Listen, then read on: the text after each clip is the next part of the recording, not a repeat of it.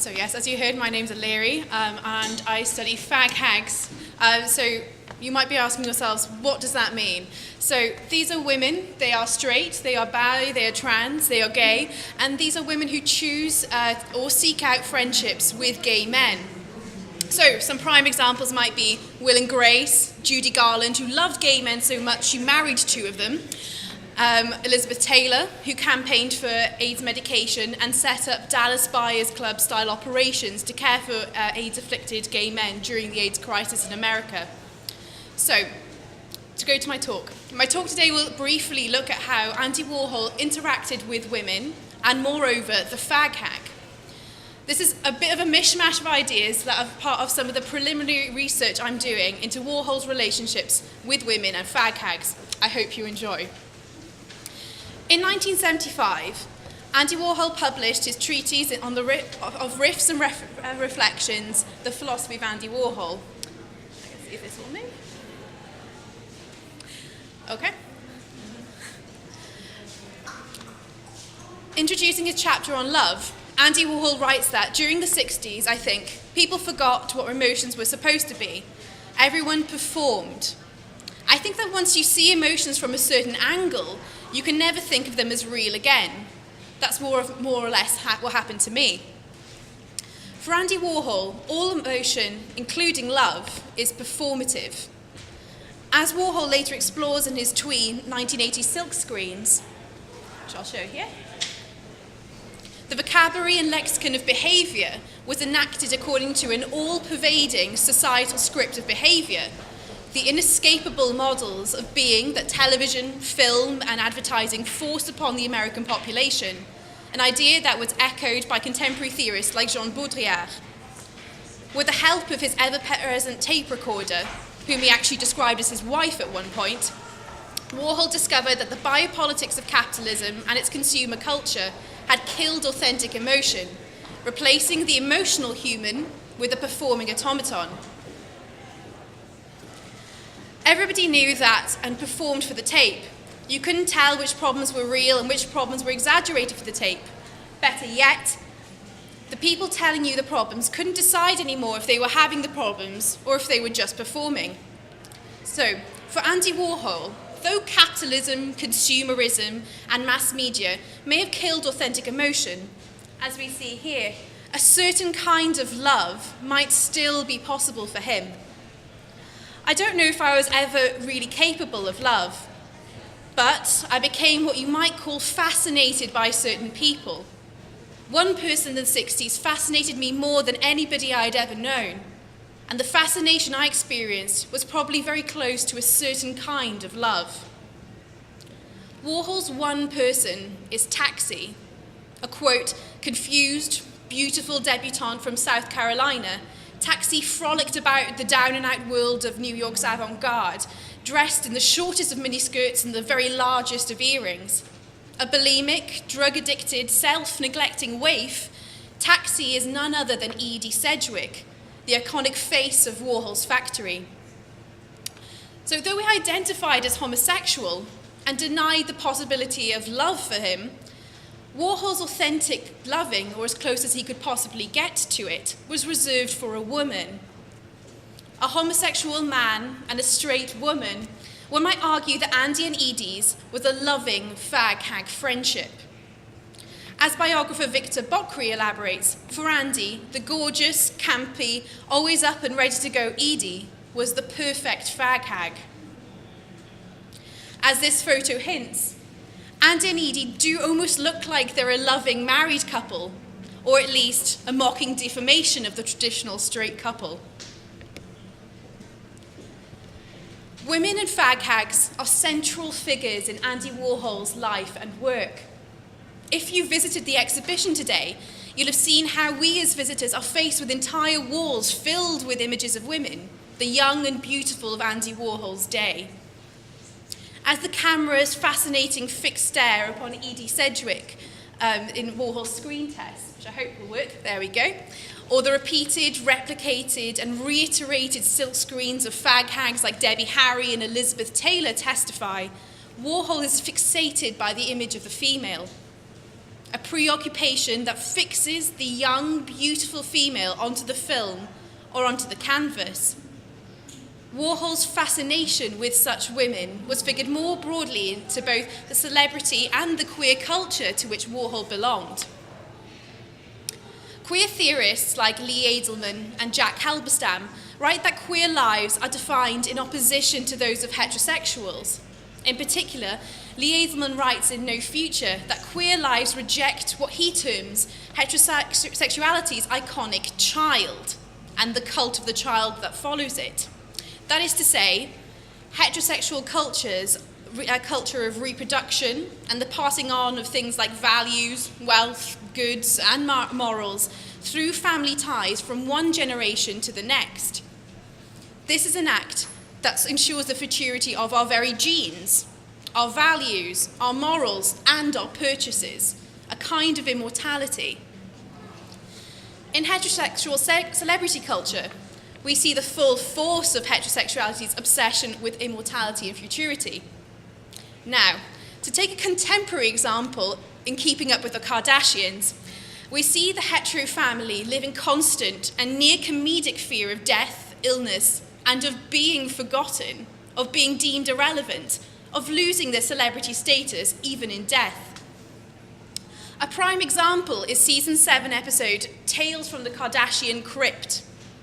In this episode, the family face death in numerous forms. The matriarch, Kris Jenner, is faced with her mother's serious illness and the realization of her own mortality, whilst eldest daughter Courtney is confronted with the sudden and very traumatic death of 2 beloved goldfish.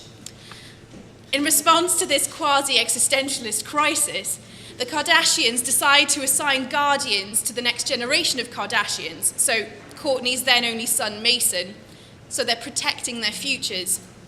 Moreover, they commission a mausoleum to be constructed for them in the celebrity Hollywood Forever cemetery in Los Angeles. Buying a plot, quote, as close as possible to the eternal image of celebrity Marilyn Monroe, in a Freudian slip, Kris Jenner says, "I want to gift you guys where we'll end up for the rest of our lives." Their bodies and their celebrity will be perfectly preserved. They will, quote, live on eternally in the afterlife of Hollywood forever, at this remembrance site for immortal celebrity. Indeed, as Kim Kardashian comments, their mausoleum will be surrounded by a lake so that, quote, no one can steal our bodies ever. If queerness defines itself in opposition to heterosexuality, queerness is then fundamentally aware of its mortality. As Guy Ockenghem writes in Homosexual Desire, queerness is a relationship in which reproduction is absent and is ignorant of the law of succession. Queerness rejects the straight lines of lineage, inheritance, and passing on. To be queer is to deny the possibilities of immortality. Indeed, as Andy Warhol epitomizes here, for queers, heaven and hell are just one breath away. Looking to female celebrity, queer artist Andy Warhol finds a means to subvert this queer mortality. Just as Warhol framed and fixed himself so frequently in his works, Warhol freezes and frames his women in moments of beauty and of youth. They become immortalized beings. Their images are constantly reproduced and disseminated. Indeed, the silkscreen format is perfect for this. As Debbie Harry, whose silkscreen can be seen as part of the exhibition, sings in Die Young, Stay Pretty, through Andy Warhol's works, they leave only the best behind and stay pretty forever. But why does Andy Warhol look for immortality through the image of the female? It is this question that allows us to see that Warhol's so-called love for women and fag hags hints at something far more sinister. Throughout Warhol's life, we see him veer towards women and fag hag relationships, from his earliest childhood friend Margie Gurman to Edie Sedgwick. In photographs with such figures, we see a pattern emerge in Warhol's posture and demeanour. Warhol seemingly eyes the female friend, mirroring their posture and pose in an act of look-alike transference. It's almost as if their personalities and beings are merged.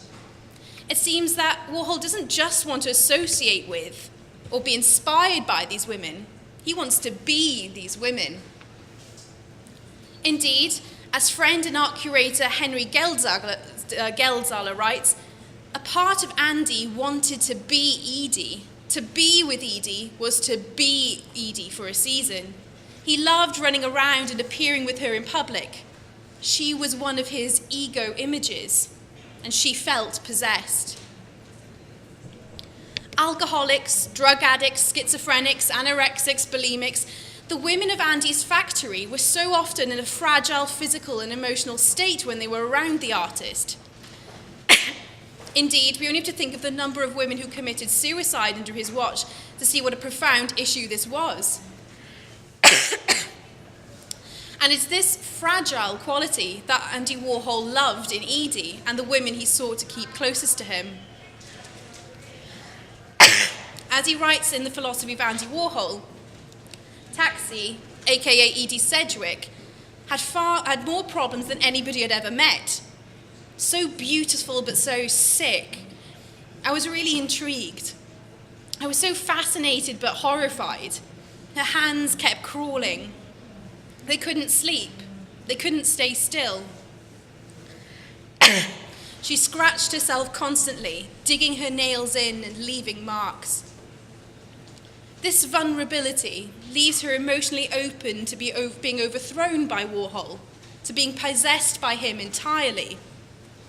As Warhol elaborates, Taxi had a poignantly vacant, vulnerable quality that made her a reflection of everybody's private fantasies. Taxi could be anything you wanted her to be. A little girl, a woman, intelligent, dumb, rich, poor, anything. She was a wonderful, beautiful blank. Warhol became his female muses, swallowing them up and then spitting them out.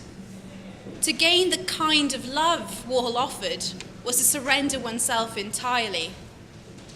Now, I'd like to finish my talk today by telling you very briefly the story of Andrea Whipps, star of Warhol's 1972 film Heat. Andrea Whipps was hailed as the new star of the factory after Edie Sedgwick fell out of favour. She came to be named among the factory's stars as Andrea Warhol.